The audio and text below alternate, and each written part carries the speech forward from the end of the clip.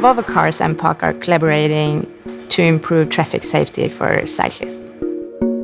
When trying to save lives and reduce consequences of accidents, we're trying to look at various perspectives of safety. So, Volvo Cars' approach to protect cyclists and pedestrians is to support drivers with active safety technology that can help avoid dangerous situations. We introduced pedestrian detection with auto brake in 2010 and cyclist detection with auto brake in 2013. So the collaboration between POC and Volvo, having test models to look at the impact between a head with a helmet and a car, it brings much more knowledge and insight into how we can improve safety. What we're doing is that we're using the head impact test protocol that is a standard. For this research, we fit helmets to crashed head impactors that will launch towards a static Volvo car.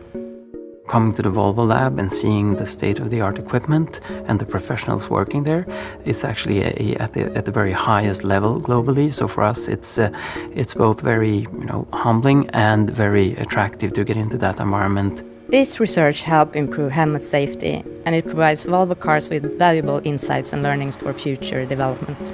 Wearing a helmet as a bicyclist reduces the risk of sustaining a head injury and a brain injury with up to 80%.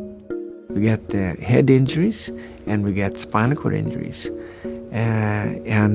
Usually they are very devastating, these injuries. Cyclist crashes are really complex, and this is why we need to collaborate with other parties to really cover all the topics and issues in order to improve traffic safety.